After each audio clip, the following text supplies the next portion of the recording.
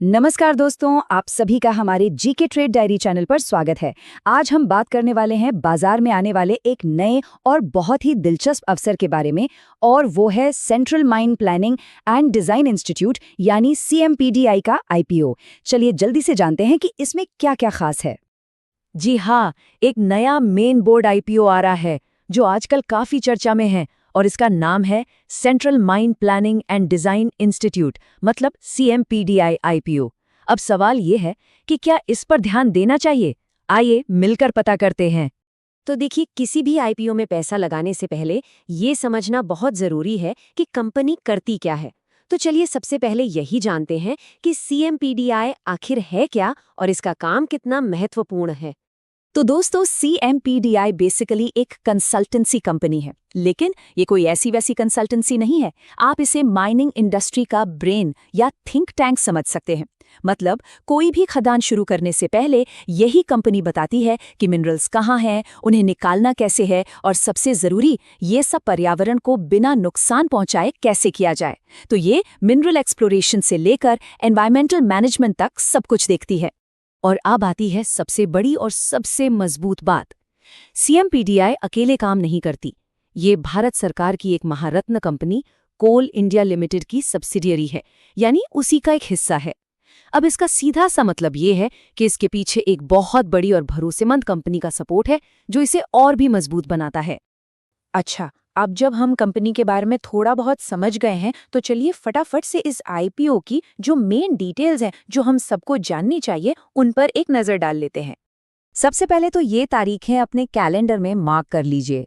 IPO 20 मार्च 2026 को खुलेगा और 24 मार्च 2026 को बंद हो जाएगा। मतलब अप्लाई करने के लिए बहुत ज़्यादा दिन नहीं है, तो ध्यान रखना होगा। तो इस IPO में कंपनी कुल मिलाकर 10 करोड़ 71 लाख नए शेयर्स बाजार में ला रही है। ये काफी बड़ा इशू साइज है, जो दिखाता है कि कंपनी के फ्यूचर प्लान्स काफी बड़े हैं। हर शेयर की जो फेस वैल्यू है वो रखी गई है ₹2। लेकिन एक बात साफ कर दूं, ये इशू प्राइस नहीं है। इशू प्राइस तो एक प्राइस बैंड के साथ आएगा, जिसके बीच में हमें और आपको बोली लगानी होगी। और हाँ, हम जैसे रिटेल इन्वेस्टर्स के लिए एक अच्छी खबर भी है। इस IPO में पूरे 35% का हिस्सा सिर्फ रिटेल निवेशकों के लिए रिजर्व रखा गया है।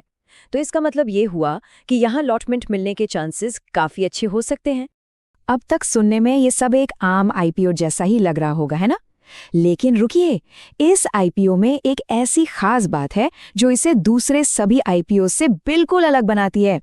तो सवाल यही है कि आखिर वो कौन सी स्पेशल चीज है जो इस IPO को हम सब के लिए एक बहुत ही सुनहरा मौका बना सकती है। और इसका जवाब है शेयर होल्डर कोटा। जी हाँ, आप इसे एक तरह का VIP पास समझ सकते हैं, जो कंपनी अपनी पेरेंट कंपनी यानी कोल इंडिया के शेयर होल्डर्स को दे रही है।